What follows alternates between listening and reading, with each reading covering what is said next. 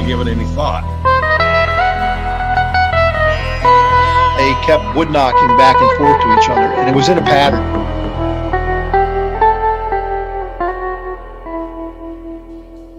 Barn owls don't typically throw rocks. I come across these tracks. Sasquatch is still not on my mind.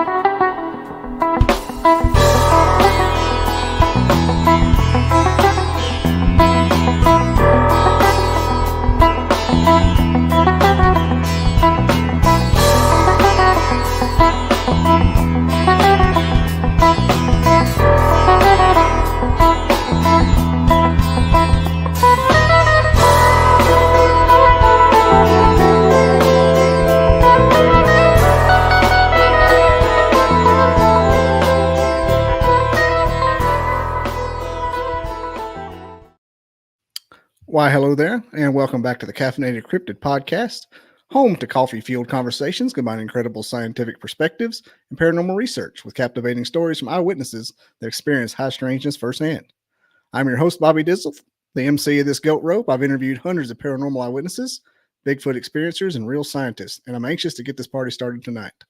Before we get started, I'd like to invite everyone to check out my Facebook group, Bigfoot and Coffee, the official Facebook group of the podcast. Link is in the description, I believe, unless I flaked on that, but it is in the description somewhere.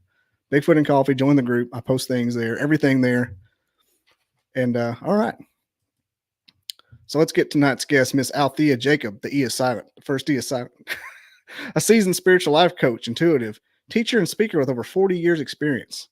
She's certified in Neuro-Linguistic Programming or NLP she's a certified Neuro-Linguistic Programming or NLP practitioner, as well as a hypnotherapist. In this episode, we'll explore a variety of healing practices, including tarot cards, palm reading, auras, mediumship, and everything in between. We got a list to go. How you doing, Alethea? I'm doing great, Bobby. Thanks for having me on. Delighted to be here. Yeah, I saw tarot cards, and I've been into those lately. Like I said, I got the manifestations coming up, and so the algorithm knows I'm looking at them. Mm-hmm. And so it's just like everywhere I look, somebody's doing that. Not only are they doing the shift, but they're doing it with the ASMR on the tarot cards. Oh, that's fun. Everywhere I look. I'm getting a lot of 9 and 10 of Pentacles. Okay. That's up there. It's getting close. Well, Pentacles in general is the suit that talks about the richness and the quality of your life. And the way that you can help that richness and balance, richness and quality manifest is by balance. And so Pentacles, each of the 5 points of the stars represents another aspect of life that you have to have in balance. Finances, your health, your relationships, your spirituality, and time, the balance of work, rest, and play. So if you're really working to try to manifest and have things come into your life, do your own homework and making sure you have those areas in balance, and that helps spirit to bring the other things to you that much more quickly. Let me ask you this about the tarot cards. Sure. Yeah, that's a good summation of what you read usually. Just like I get like a lot of the Emperors and a lot of the Chariot. Okay. And a lot of the in Pentacle. Right. So the Emperor card is the consolidation of the 4 kings that have all the worldly powers, and the high priest that has the spiritual power.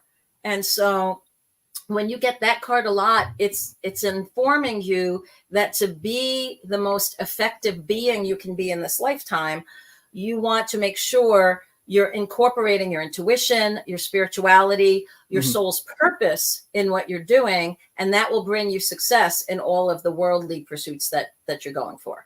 So that's the main one there. And the Chariot I love just in general because it's the epitome of the hero's journey card. It's like, get ready, buckle up. You know, you a lot of times you can't get to where you're going if you're sitting at home. You got to go. You have to, and whether that's having those astral travels or those mental meditational experiences or literally getting and going, the Chariot is really indicating that a lot of your journey and your path in your life has that aspect of adventure and the call to adventure. That's part of the hero's journey, one of the things that people ask me all the time is like, it's, spirituality, that has nothing to do with real life. And I'm like, are you kidding me? I was like, tell me about the movies you like. Tell me about the books you like. And, they'll rattle off a few like, oh, I love the Lord of the Rings or Harry Potter, or, they'll go through some of these. I'm like, do you realize that is the hero's journey, right? It's Star Wars, like an older version of that. It's that sense of here you are in your life, you're doing whatever you're doing, and you're hoping, all of a sudden something gets your attention and calls you to a way of life that's totally different than anything you ever thought about before. And a lot of times people's first reaction is to resist, right? No, I'm good. No, I really don't feel comfortable going to wherever that is. But then, the universe intercedes, and sometimes it's a disaster that forces our hand, or we have helpers that come to give us that little push out of the nest. And then you go on that whole nice adventure and journey. And at the end of it, we come back with those gifts to share with other people because of the wisdom, enlightenment, and experiences we had along that journey. And then we kind of like cycle up, and there's probably a next level call to adventure for another journey, the sequel, book 3, whatnot. You hear a lot of that whenever they start comparing Harry Potter and Star Wars, about how it's just the wands, the new lightsabers, like that's just, and someone always says, well, it's just the hero's journey. It's a format old as time. Right. And the hero's journey, for anyone who doesn't know about it, it's actually the work of Joseph Campbell. And he had noticed a lot of these patterns, and he'd studied psychology, and I think he even studied some of the work of Freud and some of the psychologists beforehand. And it's like, what's part of human nature? And what do we do? So he codified what he had experienced with working with clients and doing a lot of research. And he also studied mythology and what are the stories in ancient mythology. And he codified that into what he called and dubbed the hero's journey. And there's distinct phases of it. I actually did a podcast just on the hero's journey. If someone's really interested, you can look me up on YouTube. Alethea Jacob is my name. And you can look up the hero's journey episode, and I break down all of the steps and why is it important to know about this? Because it's good to know where you are. Where are you on your journey? And who's showing up in your life, and what roles are you playing in other people's lives in their hero's journey? Are you the trickster? Are you the person that's preventing them from doing things? Or are you the wise helper or healer who's helping them to go along and encouraging them, that kind of cheerleader?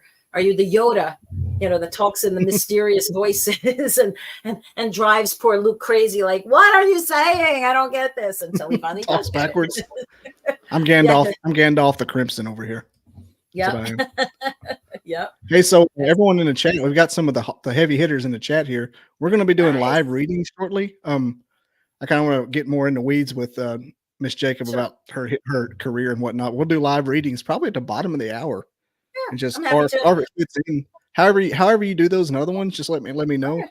But I know Wendell's name for one.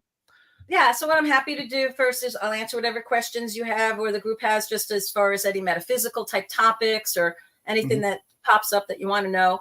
And then I've already pulled some cards to do a group reading to give some insight on, if you're tuning in today or whenever you're tuning in, these are some messages that will probably resonate with you and ring true. And then, we can see where it goes from there. And if there's somebody who needs something in particular, we can certainly do that as well. Happy to do that. Yeah, Wendell's. John said, hope the weather's in good favor for the meet and greet. They're having a big meet and greet down in South Alabama this weekend. Oh, okay. I can't go. I was invited to like 3 campouts this weekend. Every one of them squashed by my cousin's wedding. I'm like, come on. Why you got to get married in the middle of football season anyway? Whoever heard of such? So where are you at on angel numbers? What do you do with those? That's one of my biggest things ever. I know about angels and I know about numerology. So I'm not, are you combining those two things and calling them angel numbers, or is there a whole new discipline called angel numbers themselves? There, maybe option C, all of the above. Okay. Okay. You know how people will see, they'll see like 333, 444 and call them angel numbers. Yeah. Sure. That's numerology. Yeah. Well, I've got I'm into those, and I see like a few specific numbers all the time, and they mean something as well. And yes, especially numerology. They just call them angel numbers to be smart, to be sharp. Okay. But I mean, I get those all the time. I mean, it's like all that happens to me. Well, one of the things that the guides and angels and the benevolent spirits, whether you call them interdimensional beings, whether you call them angels, aliens, loved ones in spirit, spirit guides, master teachers, whatever you want to call it, there's benevolent forces that work with each one of us. And they will communicate with us in ways that we understand. So if they've kind of set it up with you, Bobby, that whenever you see 1111, gets my attention. Oh, wow. Okay. And I know I should be paying attention here, or whatever the 333. Okay. Well, 333 is very interesting from a numerology point of view. I know about this much about numerology, but I know enough to talk, some basic things. But 3 is the Trinity, right? It's also mind, body, spirit. It's also your head, your heart, and your gut. And 9 is mastery number approaching completion. And so when you see the 333, it can be saying, hey, get balance in these areas of head, heart, gut, body, mind, spirit. It can also be pay attention. You're about to graduate. You're about to make a big shift and get ready for that. And being in balance and doing your homework is how we can prepare for that. So for you, since you're paying attention to those, that's how spirit talks to you. For some people, spirit will talk to them by manifesting coins in their path or feathers from loved ones that'll just show up and you're like, wait, there's no window open. How did this feather get in my house, right? What's the feather meaning, by the way? I've been getting those too. Those are typically messages, loved ones from spirit that are like, hey, I'm here. Hey, I'm here. Like whenever I get, especially white feathers, that's for me. When I see those, that's something I know my dad is there. He's like, oh, hi. It's like a little shout out. It's an energetic shout out from spirit. And then the coins, same kind of thing. I had somebody tell a story not that long ago that they don't use money anymore. They use their card and their phone for everything. And they said that, when they were getting changed to get ready to go in the shower, all of a sudden there were 3 pennies on the floor. And they're like, that fell out of his pocket. And he's like, how the heck did these get in my pocket? And you're like, well, somebody had a message for you. And it could have been, 3 different people from spirit. I asked him, I said, what were the dates on it? He said, I didn't think to look at the dates. I'm like, check out the dates because the years might be significant of when they passed or when they were born or had an anniversary or something that would help clue you into who it is that's trying to get your attention and give you a spiritual shout out. True. Yeah. I get random whenever I start getting in the mood to get angel numbers. Every once in a while, I'll get a feather. There'll just be one in my path. This weekend, there was one stuck in a hole in a wall where this place I was at. I'm like, come on now.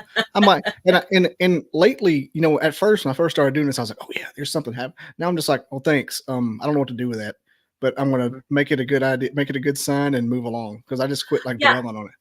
Oh yeah, no. Well, a lot of times it is to give you that that shout out of, hey, we're here, we got your back, everything's good. It's like that spiritual thumbs up. It's like, hey, everything's good.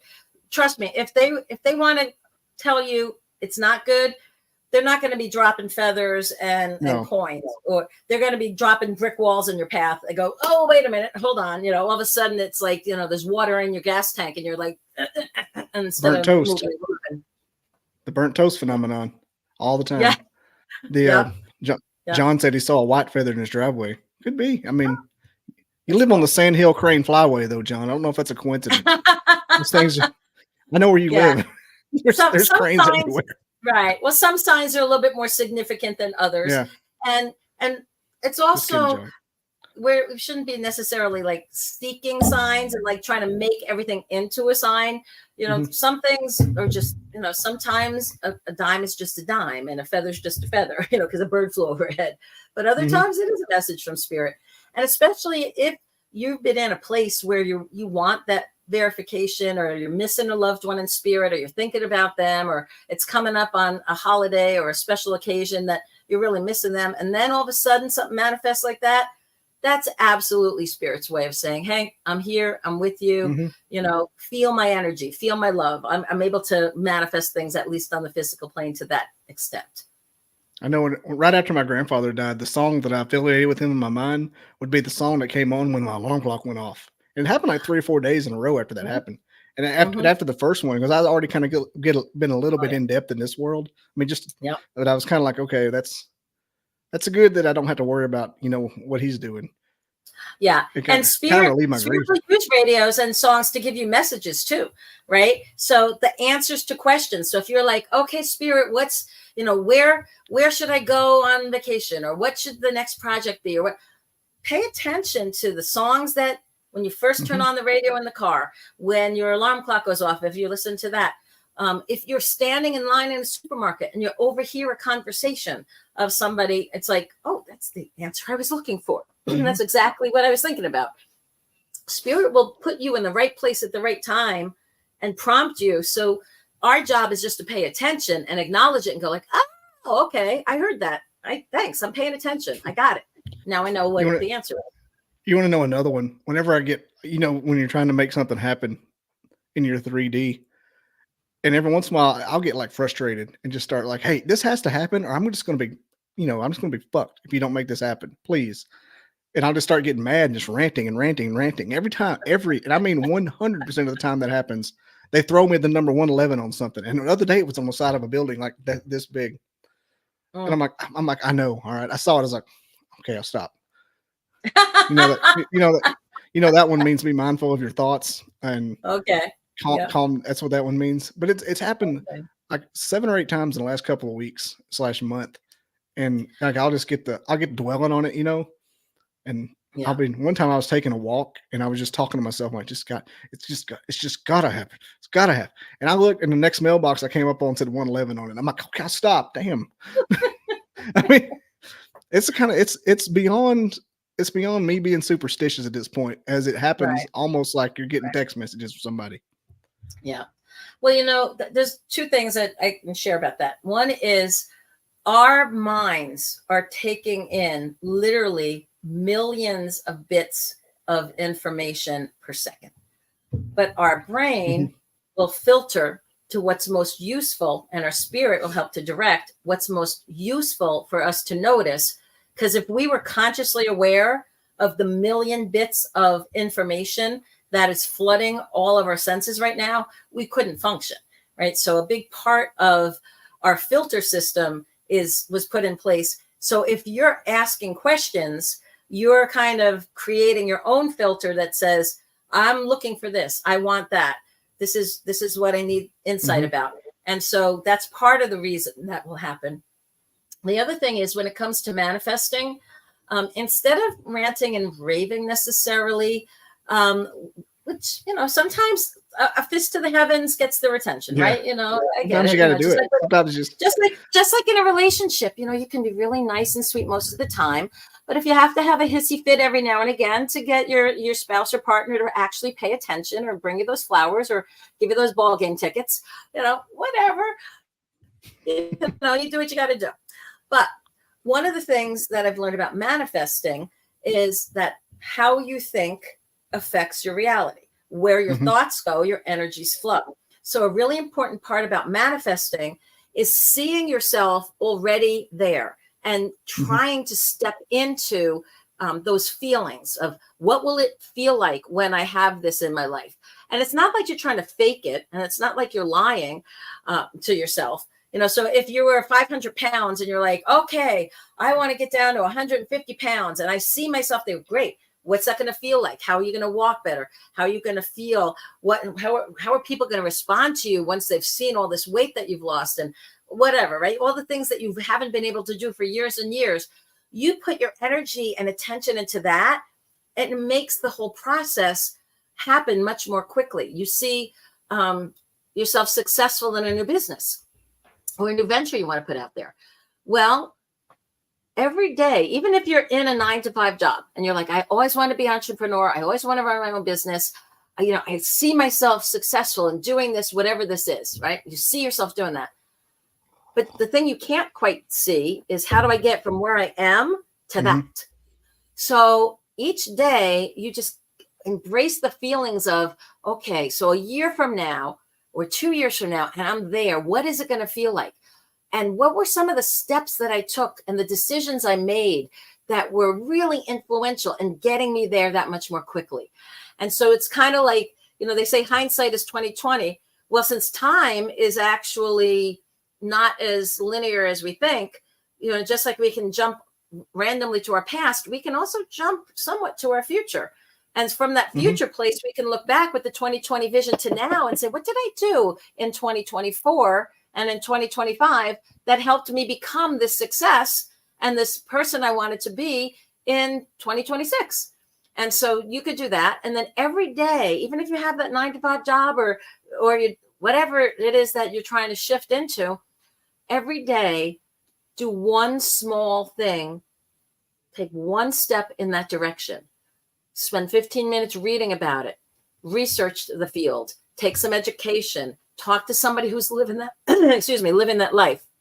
Take them out to coffee, have lunch with them, see if they need an apprentice, and on your one day off a week, go spend time with them, learn about it, immerse yourself in it, watch videos about it, listen to music about it, movies about it, whatever, really feel it so that every part of your senses says, oh, you're really serious about this. You really want to learn how to do X, Y, or Z, or you really want to start that business. And put all of your energy to it, because as you think, so you are. And if you're like, oh, no, I'm just thinking about I'm stuck, or that'll never happen. Or, if you're asking crappy questions will drive the energy of your life. So if you're having something bad happen to you, instead of dwelling on, well, why did this happen? And why me? And all that. No. So this, now what? What do I want? So if this is what happened, okay, these are the cards I've been dealt. How do I take that and get closer to that dream? And the other psychic thing you can do, intuitive thing you can do, is let's say one of the things I know I'm going to be doing within the next year is getting back to running really big retreats. I used to do really big ones. I've done smaller ones, but I want to run some really big retreats again. And so one of the things that I do now is any opportunity that comes up or new person that comes into my life or any activity I'm thinking about doing, I compare the picture of me running this big retreat and I ask, okay, if I do this thing, if I engage with this person, if I take this other side project, if I say yes to this and no to this, what happens to that picture? Does it get clearer? Does it get bigger? Does it get brighter? Does it seem like it's closer and more real? Or does it start to kind of fade away? That's my intuition trying to tell me, you know what? If this is the goal, if this is what you really want to manifest in your life, if you do this, it's going to push it away. Or if you do that, it's going to bring it closer. It's going to help you get there faster. So you can use your own intuitive abilities to make very practical decisions that help manifest the goals you want in your life that much more quickly. Now that's a good strategy. I call that the Marty McFly strategy. looking at the Polaroid fading in and out. Yeah. Yes. Oh, exactly. Yes. Back to the Future. Love it. Love it. I've had more than one bigger thing come to fruition for me. Nothing as big as what I'm trying to make, which is making this media podcast career my 9-to-5. Right. But somebody just asked what this is. Wendell. This is a rain stick. Very good to the ears, like ASMR. It's actually cactus that they push the needles back in. So it makes all these little fingers, and then they put seeds in. So when the seeds go down, it makes that sound of rain. I like Native American stuff. I live very close to the Oneida tribe here in Wisconsin. So I have a few, but that's actually from, I got that, I think in Sedona, I believe. But yeah. Remember the old science stores used to be in the malls in the 90s? They had like the Discovery Channel stores. They used to have the rain sticks in there as well. Yeah. Wendell, you didn't ask about my magic staff, my Gary Spike sticks. We have a mutual friend that whenever you go to a Bigfoot outing, he gives you a free stick. And I've got my sticks. I'm like a good accoutrement to the studio. Yeah. What was I saying? Oh, I was going to say, whenever you arrive at the end of your manifestation, when you look back at how it came to fruition, you're like, oh, well, that makes total sense. Right. Of course it did. Yeah. And that's why you have to really believe. And that's, one of the things that had come out years ago was, it was called The Secret, right? About how to use affirmations in order to get manifesting. And one of the things they kind of didn't stress enough is the action that's required, right? So if I'm sitting there saying, okay, I'm going to manifest winning the lottery and this money's going to flow and I'm going to be next week's winner, and you got to get out and buy a darn lotto ticket. You know, if that's what you want to do, you got to work with spirit, right? You can't just sit home and say, okay, yeah, this is what's going to happen. You know, we have to roll up our sleeves and do the work, you know. But you know what? If you're on track with your soul's purpose, it doesn't feel like work. It's joyful. It feels almost like play. You know, it's like, oh yeah, of course, this is what I was meant to do. It makes me feel good. You know, I know I'm on track because I'm not hitting those same brick walls anymore. I'm not getting all these roadblocks. In fact, it's like door opening after door after door after door. You know, there's signs in the universe, right? You know, that tell you, yep, you are on track for fulfilling the purpose of your life and being the best you can possibly be, with joyfulness, with kindness, with not just enjoying, but feeling fulfilled. You know, so many people don't even think about what they want in their life, let alone really actively work towards it. You know, for many years, and I was guilty of this for a lot of years, you know, I would get up, I would have my breakfast, I would do a few chores, I would then go to work. I worked for a Fortune 500 company for 18 years, did my metaphysical stuff on the side, but I, you know, did the corporate job and, you know, worked the overtime, stop and run some errands on the way home. And, you know, the weeks and months would just go flying by. And I'm like, have I really done enough on my book? Have I really done enough on working for my clients? Have I fine-tuned any more skills? Have I gotten more tools to put in my metaphysical toolkit? You know, and it's like, oh yeah, you know what? Am I happy? Am I doing what my soul really wants? I was with this one company for 18 years. And if I stayed another 7 to 25 years, I would have had full pension, full medical, full ride. Back in the day, you know, when you retired from big companies, like you were set for life. And my friends and family thought I was insane. Like, oh, just stick it out another 7 more years. And I'm like, you don't understand. I'm getting the prompting from spirit loud and clear that I'm not supposed to be doing that. And what it's costing my soul. But yeah, I may have financial stability, but I won't be happy. I won't be at what cost? Doing exactly right. At what cost? How many people will choose the paycheck versus their own happiness? Now, yeah, you have to balance responsibilities, and which is why I said, you know what? If you want to have that other life, plan for it, work for it little by little. You know, sure, keep that 9 to 5 for now, but make a transition plan of how am I going to get from where I'm at so I can finally say, you know what? Here's my resignation. I'm opening up my own company and I know what to do and I have all the skills and I have the network and people in place and I'm off to the races, right? Or you start doing it part-time and getting that confidence and making those connections and proving to yourself that, oh, you know, I could actually not just make a living doing this, I can actually have a life. I can have a life. I can have joy in my life. I can fulfill the purpose of my creation. Because each soul, you know, a lot of people talk about this in the metaphysical fields, like every soul has a certain idea of what it wants to accomplish when it chooses to be born in this body at this point in time, to the parents that we choose, to the circumstances we choose. We know the big building blocks of what's going to happen, most likely. But we also have agency and free will and free choice, and we can make adjustments to the plan when we're down here.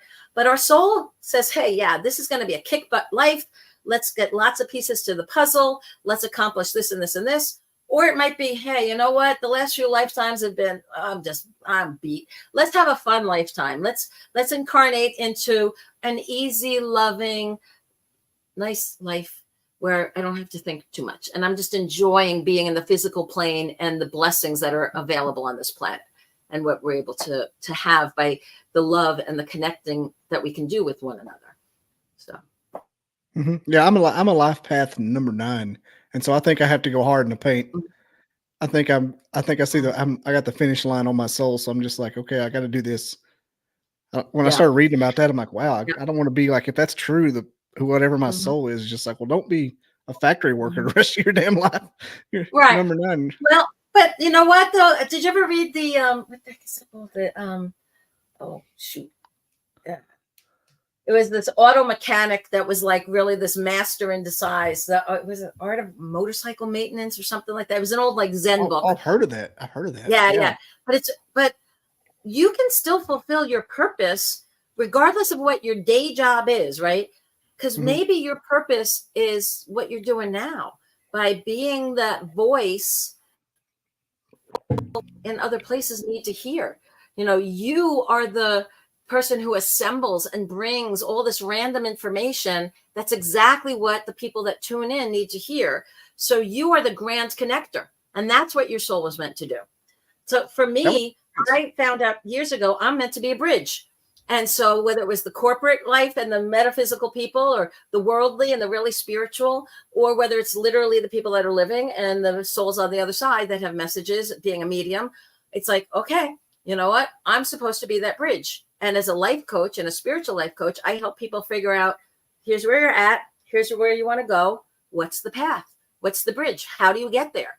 Right? So the context of what we do doesn't really matter as long as we're doing it, right? So we could, and when I'm doing those people, as well as just anybody on the street walking into a fair. For 10 years, I call it spiritual boot camp. I read at psychic fairs in the Northeast, and a bell would ring, somebody would sit down, give you a ticket, and they'd say, oh, can you read my angel cards? Can you read my tarot cards? Can you read my palm? Can you read my aura? Can you talk to my dead pet? Can you talk to my dead relative? Can you, whatever, right? And 15 minutes later, the bell would ring, they'd get up, and I would do that 6 or 7 hours, one day a week on the weekend for 10 years. So it taught me that I can tune in, switch gears, do whatever I need to, regardless of what's happening around me. And it gave me that confidence to know that these are just tools in our toolkit. And it doesn't really matter if I'm using a pendulum or using tarot cards or using nothing, right? And I'm just tuning into you. I'm here to help. And I want to get messages that will give you comfort, guidance, inspiration, clarity. I have no interest in being the fortune teller, right? Everyone's like, oh, can you tell me what are the lotto numbers? I'm like, are you serious? If I could tell the lotto numbers, do you think I'd be on this show? I'd be in freaking I wouldn't tell you the lotto numbers. I'd be in Fiji with some nice little pool guy bringing me umbrella drinks, you know, and enjoying the sun there, you know. But that's not important. You know, it's like, you know, and even oh, well, can you tell me who I'm going to marry? Well, who do you want to marry? What kind of man or woman do you want in your life? What are you putting out for? How are you mirroring the qualities that you want to attract in the mate in your life? So I can coach you that way, but I'm not going to say, oh, his name is Tom and he's an engineer that works for the aerospace company down the block. First of all, you have free will and free choice. If I tell you that and you believe me and you go after Tom, maybe he's not the right one for you. Maybe I was having a bad day. You know, it's like, anyway, for me, readings and sessions are really about guidance. And let me share this with you and your audience. If you have a reading or a session with somebody, you should never feel like, oh, that doesn't feel right. Whatever they say should be validating something that you've already been thinking about, but because they're a total stranger to you, it's like, oh, wow, yeah, that's spirit's way of giving you that thumbs up. It should always make sense to your mind. It should feel good to your heart, and it should feel right in your gut. If it doesn't hit those 3 places, if it's not going bing, bing, bing when you're hearing whatever they're saying, stop. Don't take it in. Don't give it any credence, because there's too many people out there that honestly don't know what they're doing. You know, they and some of them intentionally know they don't know, but they don't care, and they're just in it for the money. And it's like, you want to make sure that you're getting somebody where you feel that connection and it's resonating, it's ringing true for you. And because then you can kind of trust the guidance, and there should never be anything bad per se, because even if it's something that most people would say would be negative, Well, it really depends on the context, doesn't it? So if I told you, now you're in Alabama, so you probably don't have this much, but I grew up in the Northeast. If I told you this black ice on the road on your way to work, is that bad news? Yeah, No, it's terrible. I'm giving you a warning, right? So now you have free will and free choice. Do I take that same road? Do I call in sick that day? Do I say, oh, yay, black ice, I'm going to take my car and speed and do donuts and see what the hell happens because I'm a thrill seeker, right? You have free will and free choice. So, and anybody that says part of the reason you really can't accurately fortune tell and do too much into the future, I can tell you, I can read your energy and I can say, if you continue on the same trajectory you're going now with this energy that and the momentum that you've built, I can tell you certain things that will most likely happen. However, because we have free will and free choice, the minute you make a deviation from that and say, you know what, I really don't like that outcome. I would really rather be here instead of there. And you make a shift, it's done. It's different, right? So to me, I'd rather work with what's going on in your energy or what's happening. You know, why do you keep hitting that same roadblock? Why do you keep attracting the same lesson over and over and over again in just different parts of your life? What do we need to figure out so you can learn that and move on? And, you know, if you're stuck with not being that balance we talked about earlier, what do we need to do to help you get in that balance? Those are the things that are important. So would it be okay if I do the little group reading thing now, or do you have something else you'd like to ask first, Bobby? Oh yeah, I think I was going to get to that. I was going to say black ice in Alabama means we're staying home. That means a day off. but yeah, the blocks are a big thing. If you can recognize a block and clear it, I've been doing that a lot. I said, okay, this is a damn block. Okay, calm down, just move along. Okay, anyway, yeah, we're about to do a group reading, folks. So if you're on here, is this thing where you ask questions? Or you're just going to give a reading for the group? I'm gonna start with the cards. So what I did is I asked Spirit and I said, okay, help me pick cards. And I did it blindly. And I just picked randomly cards from some angel card decks, some oracle decks, and tarot. And I said, these will be messages that will be helpful for people to hear, whether you're listening live or whether you're listening to this a month or a year from now or whenever. Part of the messages that are here are things that should ring true to you, right? So the first card that I got, the first angel card that came up is a card of detachment. And what this says is, according to spiritual law, you can have anything that your heart desires. However, if your happiness and your sense of security or feeling of power depends on someone or something in your life, then you are attached to that person or thing, and it is a chain which binds you to a lower frequency and keeps you stuck. Your guidance is to ask your angels to help you cut the cords that tie you to the people, things, and emotions that no longer serve you. So detachment, that's a hard one when you're a people pleaser, you love to help people. Being detached says, you know what? I have to allow people their lessons. I have to allow them to suffer the consequences for their own choices and actions. I can't be the rescuer of other people swooping in to deprive them of their lessons, nor should I expect or want somebody to do that for me, because I need to learn the things I need to learn. I have to learn how to be more self-aware. The next card that came up, and this one is interesting, it's entrepreneur. And the entrepreneur card says self-employment and running your own business can really work for many people when you're in touch with spirit, right? When you are open to the divine and you're trying to be creative and manifest things, it's a very different frequency and a vibration than, you know, punching in the clock and working in the assembly line or the factory or the school or wherever it is, you know, driving the bus, you know, and it's like, wait, I'm not just doing the same old thing over and over again. So that entrepreneurial spirit can be with, what are those projects of your heart? What are the things that really would bring joy into your life and let your spirit and light shine that much more brightly? And then the last card of the angel oracle cards is higher dimension. And this says, work to open your mind and expand your consciousness. so that you can float to the higher dimensions naturally and easily in your sleep as well as in your meditation. Okay, and allow yourself to travel. And meditation basically allows you to travel when awake. So when I see these three cards together, it says it's important for us to be detached from really caring about some of the things that are holding us back. Have that entrepreneurial spirit so that we can manifest amazing things in our life that bring us joy and uplift our spirit and give us that feeling of purpose. Like, oh, I'm fulfilling the purpose that I was born for. And then the higher dimensions reminds us that we are part of this whole cosmic picture, this quantum field of reality.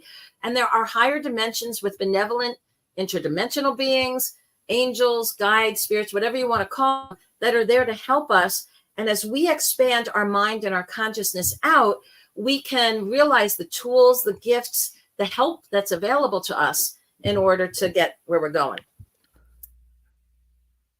Interesting. Now what? Sorry, Past, present, future in the tarot deck. And I'm back now? Yeah. Am I good? Yeah, you had blurred. What's the difference in the angel oracle card and the tarot cards? Okay, so it's basically just the decks.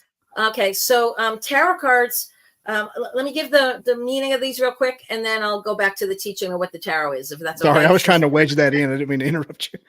No, it's all right. I'll definitely distinguish. So I picked three different cards.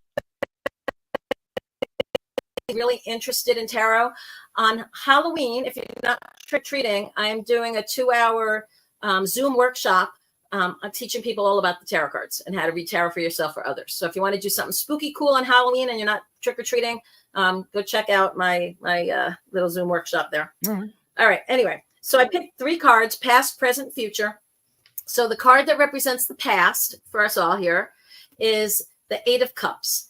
And the 8 of Cups is in the minor arcana. It's like the Hermit in the major arcana. It says there's times in our life that we should be in the public, we should be busy and engaged. And then there's other times we have to kind of go into our cave to rest, recharge, get the downloads from spirit, create stuff, and then we bring it back out. So think of that as like the pendulum flow, or in breath and out breath. And it's just reminding us that we can have lots of blessings in our life, but even too much of a good thing can wear us out, right? So be in charge of your schedule, be in charge of your life, and really monitor your energy. And when you need to take that break, rest and recharge. What's going on now for a lot of people, we fight our intuition tooth and nail in the West, right? The Nine of Rods rather, is nine's your mastery, as Bobby was saying. And the rods is all about your intuition. And the master of the intuition is always in the right place at the right time, meeting the right people for them to help you, or you help them help others, right? It's this wonderful dance that happens. When this card is upside down, what's happening is we are thinking too much. We are second guessing ourselves. We're overthinking stuff. We're letting the mind predominate instead of realizing the mind is one of a trio: mind, heart, gut, right? So we need to make sure we get all 3 votes before we make any major decision. But most of us in the West, it's all about the mind. It's all about, what am I thinking? And so very often our intellect is the adversary to our intuition. So if the intuition says go left, what do? Oh, mine says they said left, let's go right. We need to find a way to make our intellect the advocate instead of the adversary of our intuition. Stop overthinking, stop second guessing, go for it. Trust your intuition and see what happens. And then the last card that came up in the tarot deck is the Wheel of Fortune. And that says that when you do that, right? So they kind of weave a little tale here. When you listen to that intuition, you will be in a position where you can have that windfall. You can have that opportunity come out of the blue. You can have some new person pop into your life that is a trajectory for the better, because you're like, wow, this person is so neat. I need to do something with this person. I don't know what yet, but I know I need to connect with this person because there's just some great energy that I feel when I'm tuned into them. Okay, all right. So we start paying more attention to these things that come out of everything. All right, so the difference between the tarot cards and the angel cards, oracle cards is the general category. Angel cards is a type. So you can have archangel cards, angel cards. I have one of these was a mandala card where there were paintings of beautiful mandalas, and there's 64 mandalas. And then a friend of mine, actually, Craig Janjulis, meditated on each of these mandalas that this Japanese artist had painted. And he came up over the course of a year with the messages, and then together they made this deck, and it's a really beautiful deck. Cards are essentially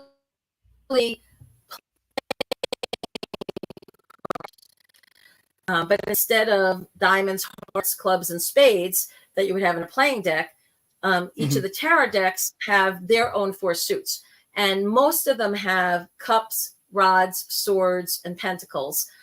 But there's some specialty decks, tarot decks, that have other things instead. And instead of having just 13 cards per suit, there's 14, because there's an ace through 10. And then there's, instead of Jack, Queen, King, there's the page, which is the attendant to the knight, thinking back of like your Renaissance fair days, right? Your page, your knight, your queen, and your king. So that gets us up to 56 cards versus 52. But then on top of that, there are 22 cards that are called the major arcana. Major meaning important, arcana meaning ancient wisdom, right? So you have the minor arcana, which are the suits, and then the major arcana, which are 22 theme cards. So you mentioned one earlier, I believe you were talking about the not high priest, the emperor, right? The wheel of those. So those cards have a higher impact, higher vibration, higher energy. Now, any of these oracle cards, they're just tools. There's no power or magic in any of these tools. They're simply a tool that you can use when you're familiar with them to focus concentration, to open up to promptings of spirit. And quite honestly, most of the tools that a psychic will use is for the client. To me, I don't care which tool I use. What one makes you feel most comfortable? Do tarot cards freak you out? Okay, how about we'll use angel cards then?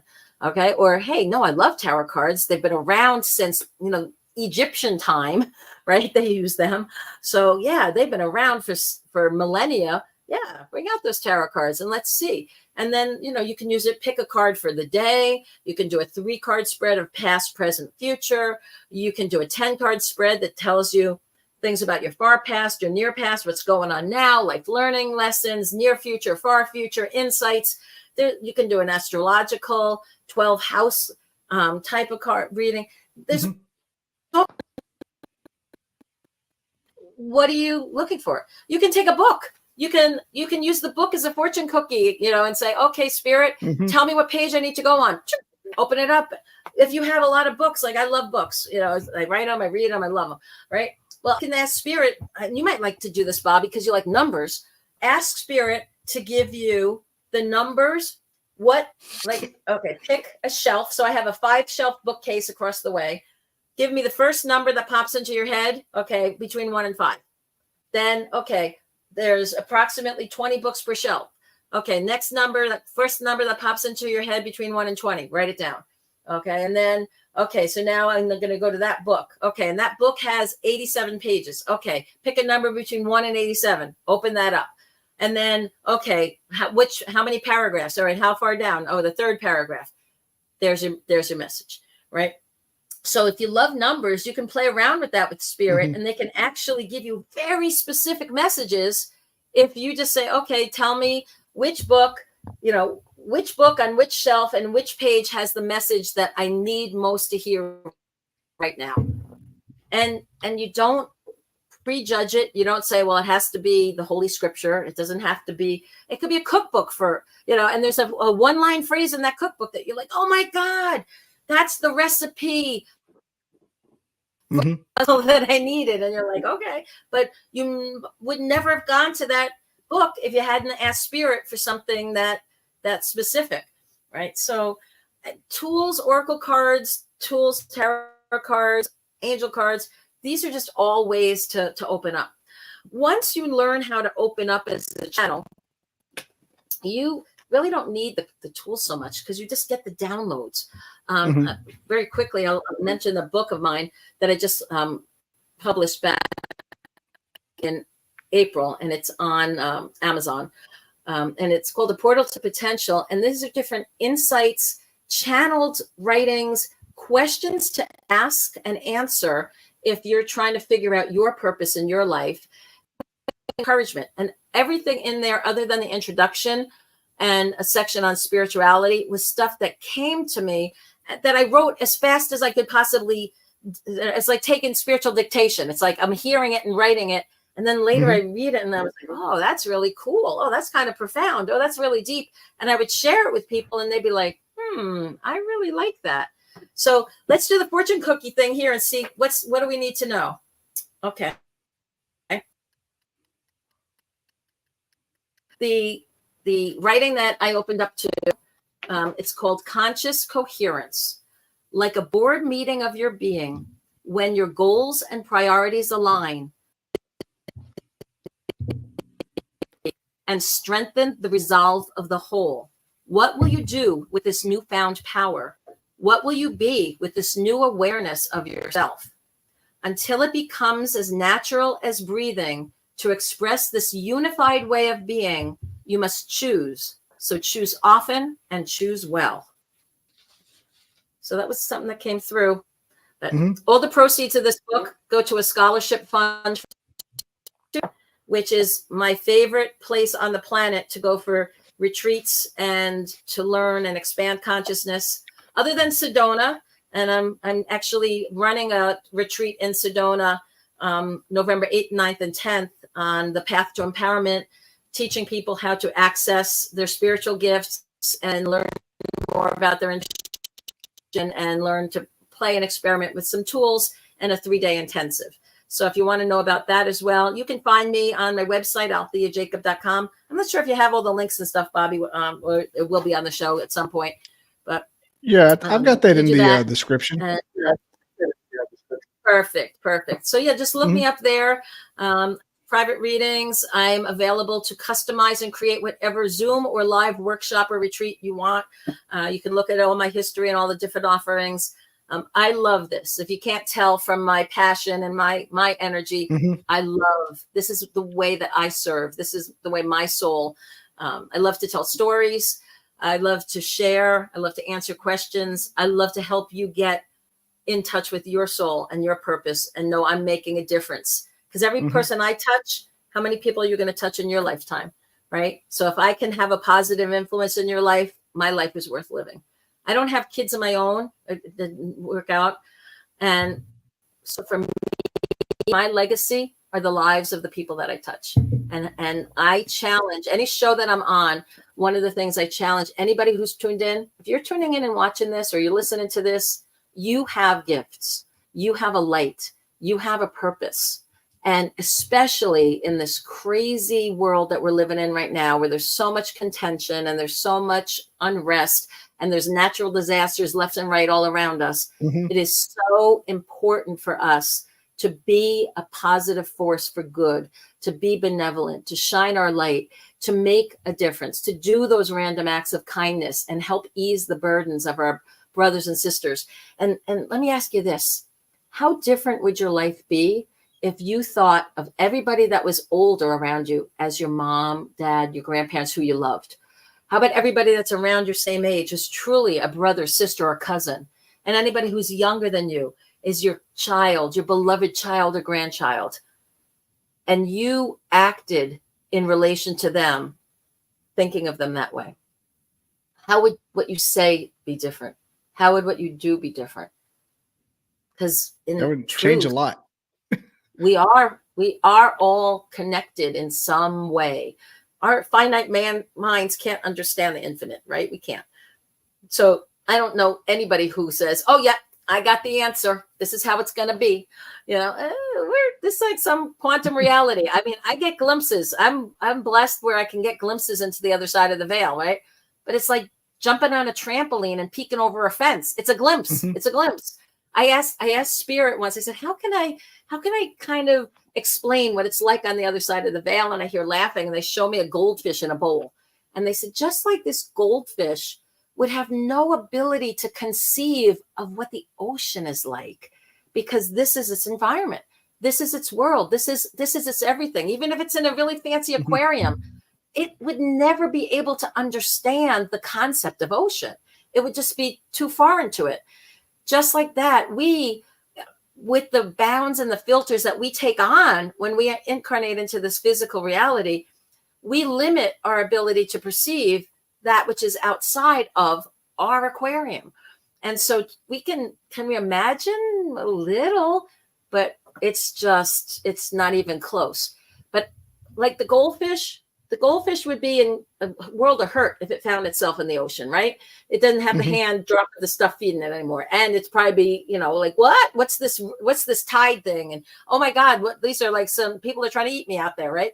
They'd be freaked out. They'd be in danger. They probably would not survive in the ocean. Unlike them, the goldfish, we're not in danger when we're on the other side of the veil. We get to expand and explore and have that enlightenment again. And it's a wonderful sense of adventure and unfolding adventure and expanding ourself and our sense of self and our interconnectedness.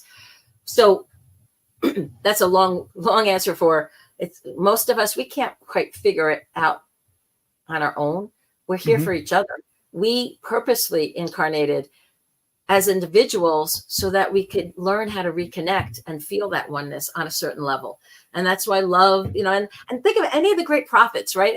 All the religions, most of them anyway, I shouldn't say all, but I think almost all of them, it's like, love your neighbor, be kind, be benevolent, be generous. So, let's use this social platform. So one nice thing you can do is like Bobby's show, spread the word, right? Sign up for stuff, tell your friends.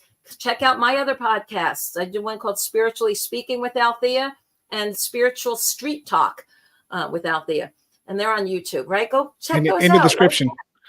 Right? Tell your friends. Go buy the books. Read them. Why do you want to read something that's channeled? Let me give you a real big hint on this. You can backtrace anything that's channeled, whether it's beautiful music, a piece of artwork, a book. When you're reading it, viewing that artwork, listening to that music, that channel is accessible to you. So like a salmon going upstream, you can backwash up there and access that source and get what you need out of it. So it's like, it's the shortcut. You don't have to take 20 years to learn how to become a master painter or to become a master channeler, right? It's like, pick up somebody's book that's done it, feel the vibration, and see where it leads you and what you can get when you're in touch with that source. It's like a radio station, right? Once you got one channel and you're tuned into that radio station, it's like, what other channels do we have here? You can be playful and curious and get what you need. And whenever you start responding to, the spirit will start giving you more of that. It's absolutely. It doesn't care what. Did you ever notice, you ever buy a new car and all of a sudden, wherever you're driving, you see like, oh, there's another, I see that car everywhere. Has that happened, y'all? Same thing happens spiritually. When you open up to certain gifts and experiences and connections, it's like all of a sudden you start seeing it everywhere. And that's with the paranormal world. That's one of the fun things about that, because just even opening up your mind to be willing to entertain the thought that angels are real, or interdimensional beings are real, or aliens are real, or Bigfoot is real, or whatever, right? Any of these things, just that openness cracks the door. And then you can start to be more aware of, oh, wait a minute. Oh, loved ones in spirit can visit. They can drop feathers. They can drop coins. They can open doors and cabinets and do funny things. They can manipulate you to turn on the radio just in time to hear your favorite song or the message that you've been dying to hear. You just have to be open and playful and recognize it when it's in front of you. One day last week, or 2 weeks ago, I got in my truck and my inside lights were on, the back that had to be manually turned on. And I don't know, nobody gets back there. And I'm just like, I'm looking at the dash. I'm looking, it's got the little like interior light. I'm like, is that like, that's not. Yeah. I got to like almost stand up in my seat because it's got the. I Yeah. had to flip them off. There's your sign. I went to work and I told them, I don't know what the sign it was, but Yeah. maybe like light at the end of the tunnel kind of thing. That's the only thing I can come up with. But Well- I went to work and I told the coworker about it. He goes, the same thing happened to me last Friday. I said, I got in my car and the back lights are on. Then kind of you have to flip on and off with your fingers. Mhm. I'm like, Yeah. that's weird because that doesn't make any sense other than. So okay, so the first thing that struck me, especially since it was a light from behind, it's what aha or inspiration of something that's happened to you from the past is going to be really useful for you to know and bring forward into this next project that you're manifesting. That's the first thing that popped in my head. But Yeah, so what happened to me and him was like, okay. We're both right, guys so- that are trying to get out of there, trying to advance to the next career stage. He's trying to retire. I'm trying to do this, and I was like, wow, okay. Yeah. So were there any questions that popped up on the chat that somebody would like to ask, or a topic that we haven't covered? I see. Look at this. It's already 8 o'clock. Oh my God! Right? Look at this. Yeah, I'm telling you, I wasn't going to told stop you, you. It was going. Does anybody have any questions? Salty Dog, please don't have a question because frankly, you scare me. Oh. Salty Dog's up Oh, there my. in Carolina. He's getting the brunt of this storm, or got the brunt of this storm. Anybody got any questions? We're going to close out here in just a second, but it's been about an hour. But yeah, it's been good. And if you don't, all of Phyllis's. Okay, how about I'll ask you one, Bobby. Go ahead. I was going to say, so Bobby, what's the one question that you haven't asked that if I didn't answer it afterwards, you'd be like, oh, dang, I should have asked her that. So what question pops into your head that you want to ask? I was going to ask what NLP was. I know what it stands for. Oh, okay. Sure. Yeah. So Neuro-Linguistic Programming is, it was originally a therapeutic modality that was created by Dr. Richard Bandler and John Grinder, probably at least 50 years ago now. And what it takes a look at is the way that, what are the modalities and the way that we communicate and speak with each other? How do our brains work? How do we view the world and each other? So simplistically, it can be things like, are you an auditory person or a more visual? So like if you're doing therapy with a husband and wife, and the wife's like, you never show me you love me. And he's like, but I tell you I love you all the time. Hint, hint, he's auditory, she's visual. So how do we get them back in alignment is we get her to say, okay, so what are the things that he needs to do that will show you he loves you, right? And by the way, hint, hint, he's auditory. Yeah, you're cooking for him and you're doing things that make him, that you think show him love, but he's auditory. You got to tell him, right? So it's something that simple. There is things like, do you sort by self or sort by others? It's how about generalization. So it's looking and noticing word patterns to help you help others and to be more effective. That's how it started. Over the years, people like Anthony Robbins have taken it and used it as, well, how can you be better at sales and how can you be better at business? But it was originally focused on a therapeutic to help people in counseling as well with some medical things, psychiatric type things and trying to figure out like what's going on and what do we need to do to interrupt a pattern, like certain and like things like what is it called? Convincer strategies. So if you're somebody that has a convincer strategy that I need to hear something or see it 3 times before I know it's real, and you're married to somebody or dating somebody who has a convincer strategy is once. As soon as I see it, I know it, I hear it, it's done. That may be a little bit of a trouble, or even more so if you're somebody that has a convincer strategy of I need to hear it all the time. So sometimes you could hear I love you once and I got it. But if you're that other convincer strategy of I need to hear it every day, and you're married to or with somebody that once they hear it once, it's done, once and done, that may be a little awkward, right? Because it's not in that person's nature to express it every day. So it's these kinds of things that are involved with so it's neuro, brain, linguistic, words that come out of our mouth, and what do we program for ourselves. So that's also kind of ties into affirmations and manifesting things in the future. So with manifesting, well, what are we saying to ourselves, right? So what's our self-talk? And is our self-talk helping us to believe that and get there more, or is it actually working against us? Right. So there's those kind of things as well. And pattern interrupts. So if we have a pattern, so if we're trying to stop, let's say an addictive behavior, right? This is also the therapies that was used for like stopping smoking. So it ties in with hypnosis too, very well. But one of the things is recognize what's your pattern. So if there's any behavior that you want to modify, there's usually a trigger or a step immediately before. So in the case of smoking, before you light up, right? Or you've linked it somewhere in your brain to whenever I have a cocktail, I have to have a cigarette, or whenever I'm driving, I need to have a cigarette, or after sex, I need to have a cigarette, or whatever. You've linked it in some way that you're not even thinking consciously about it. It's a pattern. So what do we need to do to interrupt the pattern and redirect it or reframe it?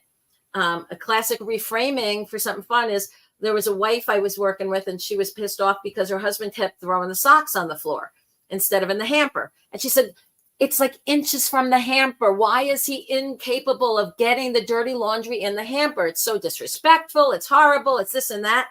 And I remember Dr. Bandler having a similar client once, and I stole what he said. And he said to her, okay, how about if you said to yourself, instead of those socks by the hamper represent disrespect, how about if when you see it, you know you're not alone? Because if there were no socks there, you'd be living alone, and you're not alone. You have a husband, and you have somebody that's living with you that loves you and protects you and works with you. And it's like, oh, so reframing is how can we look at the things, the challenges in our life, especially some of the pet peeves that in the grand scheme of things, they're not that significant, but they just piss us off or they take a little of our joy away. How can we reframe them and how we look at things to actually make it be okay? And how can we see the blessings in plan B? You know, if plan A went to hell in a handbasket and you're like, well, I thought I was going this way in my life, and all of a sudden now I'm divorced. Or I just bought a new house and oh my God, a hurricane came through and now it's flooded, and now what? Or right? We have to deal with adversity and change all the time, right? We have to build that resiliency, how we think, and understanding we can't control a lot of what happens to us around us in our life, but we surely can control how we think about it. And neuro-linguistic programming and hypnosis and life coaching and positive mental affirmations, and really being aware of what we can do to make choices about how we think and how we act in response can make all the difference in how we experience life and how we set the trajectory and either bring those desired things closer to manifesting or we push them further away. I could probably use some of that. I worry too much. That's what you're thinking about. I worry about work. I should think like this thing happens, but if the fact that it happens means I'm employed, so that works. Right. I'll take a Salty. If I got one, I'll take one last question. He had a good one. He rarely has questions that I can air in front of presentable people. So we'll go ahead and put this on.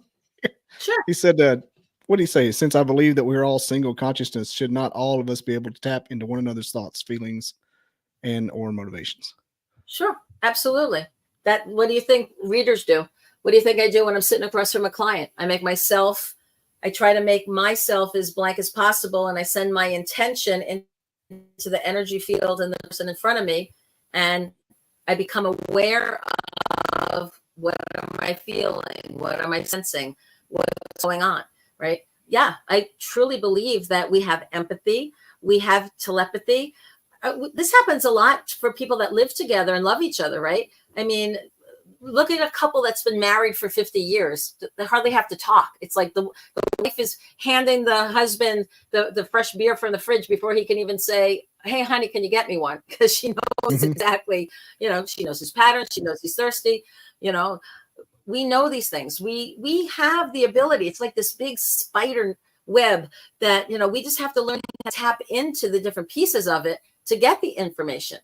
Energy and information are two sides of the same coin, right? You can't have one without the other. We all have energy, which also means we all have information that's available. We just have to have the eyes to see and the ears to hear and the heart to love and feel and perceive and the mind to comprehend, right? If we have those things, yes, part of the reason that there's a individuation, yeah, we're all one in a cosmic sense, but we chose to individuate in this side of the veil so that we could have different experiences and also learn different lessons and have different opportunities. Because if we were all the same and we were all one on this side of the veil, we're all like, I don't know, Stepford wives, or whatever. It'd be like, there wasn't difference. It would be kind of boring. It'd be like, what's the point? Why did I bother coming down if this is more of the same? But it's our differences that make life interesting. Challenging at times, but differencing. But if we can all hold that sense of love, and that's why prayers for people work and sending healing energy works, because we have that ability to tap into energy remotely.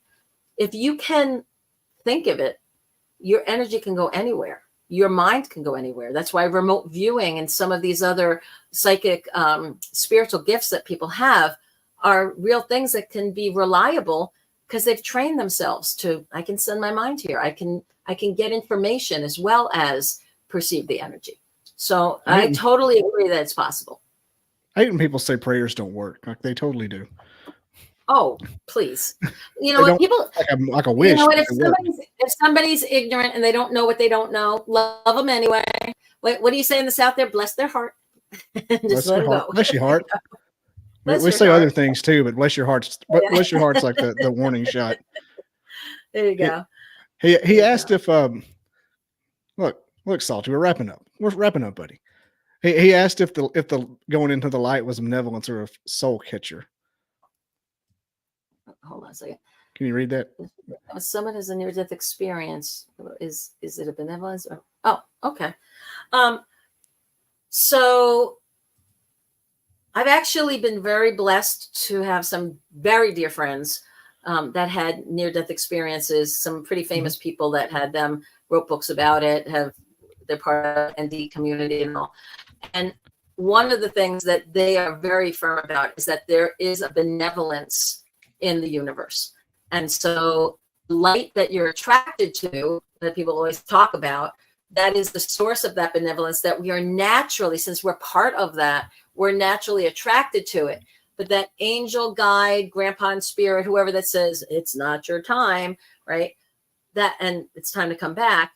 That's still a benevolent being because you weren't done yet. And part of the thing that the challenge when you have a near-death experience is to learn, okay, what was this meant to do for me? And most people that have near-death experiences radically change the way that they operate in the world and how they interact with other people, what's important to them.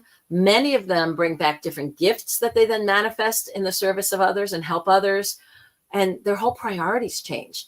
Their whole view of everything changes, right? So the fact that they were told to come back, that's not a punishment. It's like, oh no, we're kind of like upgrading your model, and now you have even more important work to do, right? So it's a second chance. It can be a great blessing, right?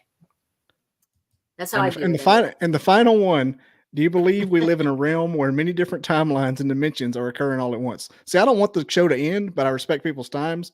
And so that's why I say the final one, not like right. So, these are good questions.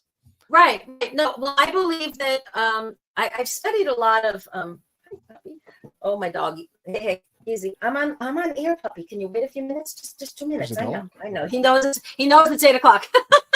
He's like, Mom, it's time. Relax. All right, hold on. Let me just move it back so he can come here, buddy. All right, Flash, sit. I have a Belgian Malinois. They get little. Oh my gosh. That's like a deer. He's a retired working dog. So he when he wants what he wants, he's like, I paid my dues. Anyway, as far as the different timelines and dimensions. So in the quantum field, and if you study a lot of the physics and some of the theories are out there, it's like, yeah, it's like time is a construct that's useful to us so that we can have the experiences on this side of the veil, which is why we can do things like a past life regression and go in our past. We have now, and there's no reason we can't. What do you think people like Einstein and Da Vinci and Tesla and any great inventors did, you know, or people that did predictions like Nostradamus, etc.? They were able to travel consciously to the future because it's all present. It's all there. All the dimensions of all the possibilities. Think of the Big Bang, right? It all exploded. It all came into oneness at once. Okay. We are just, in our perception here, linearly experiencing it because that's what makes the most sense in existence on this side of the veil. There's other places in the universe that do it differently. It's what makes the most sense for what the aspect of that oneness of the soul that is all chooses to experience. That's kind of how I get it, you know, or understand it, which gives us really good opportunity and curiosity and challenge of, oh, what can I find out? You know, I do a lot of past life regressions. I'm a trained hypnotherapist with people. So I do past life regressions, but it's like, wouldn't it be cool to do a future life one? You can't go too because it wouldn't make sense to us, which is why some of those inventors from the Middle Ages had no idea for words, or the cultures that saw alien ships in the sky thought it was the gods, you know, fighting on clouds, right? And, you know, they didn't know what to make of, well, what is that, you know, glowing nuclear thing? It's like, oh, you know, they describe it. You know, we know what it is now, but 2,000 years ago or 5,000 years ago, you know, if somebody was to project to now, they wouldn't have words for it because there's no frame of reference. So if you're going to do an experiment, a thought experiment, and go into your future or a more generic future life, try to limit it to a couple hundred years, because there's still, I mean, but even think of that. I think of my grandmother in her lifetime. She went from, there wasn't even refrigeration to appliances, TV, computers, internet, social media. You know, so even in just that 80-year span, like, wow. So who,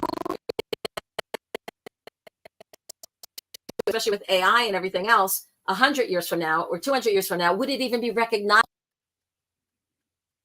Yeah, it's you know, right? It's multiplying so much faster now. 100 years from now, the world might not even be like the world. Oh, yeah. Yeah, who knows? Who knows? So best thing we can do is be the best you can be. Be a force for good in the world. Be benevolent. Whenever you can, try to ease others' burdens. Be that light.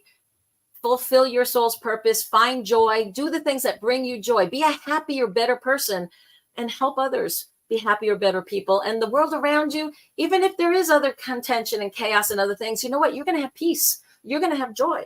You're going to feel like, you know what? I feel okay. I'm doing my part to do good.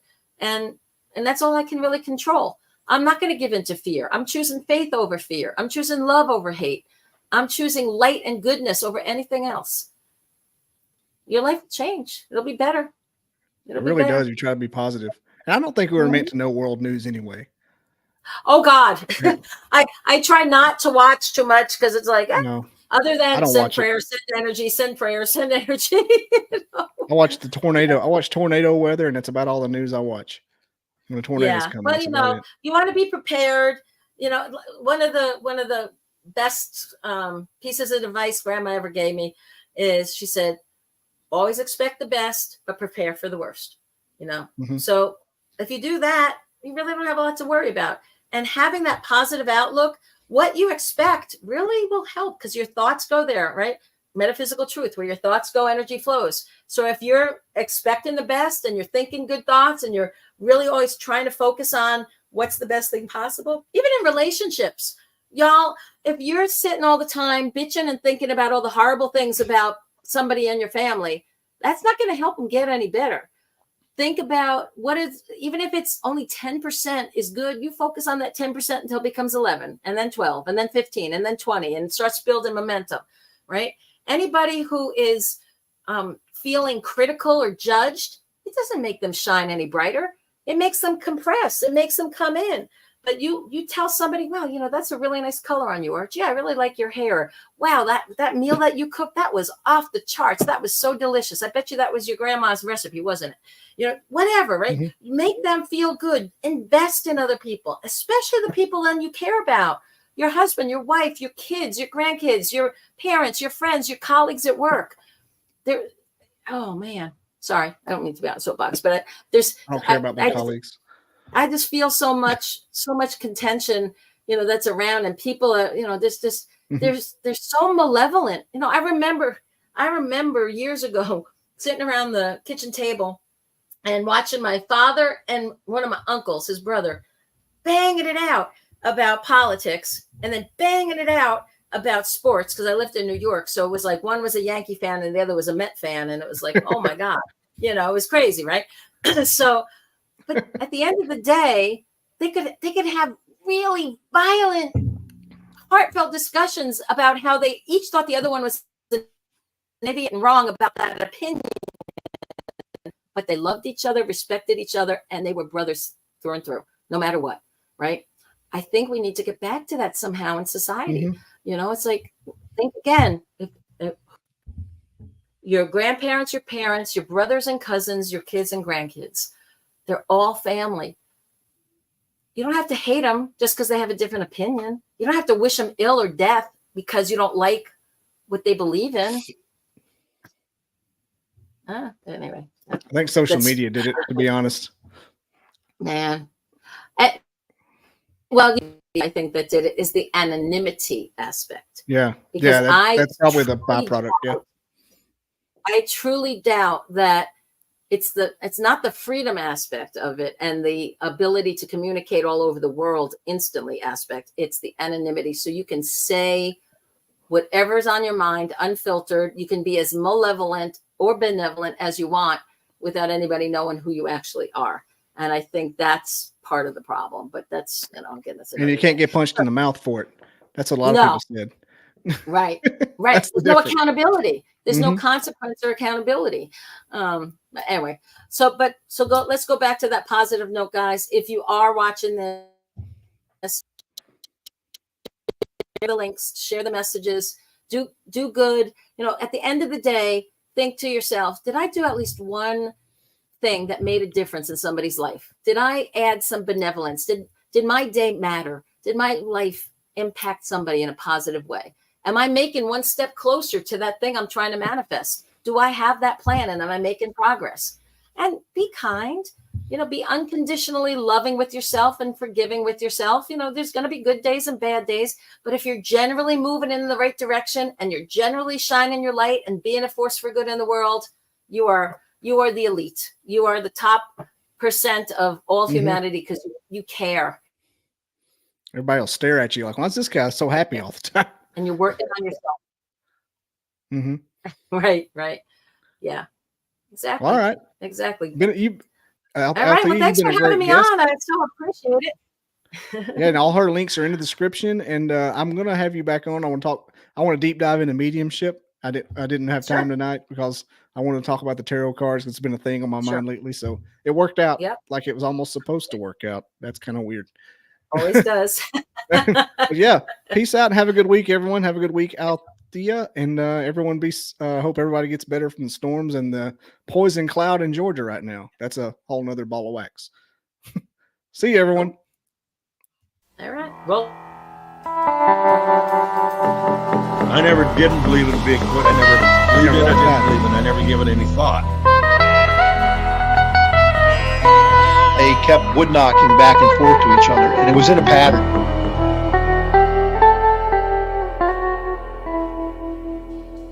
Barn owls don't typically throw rocks.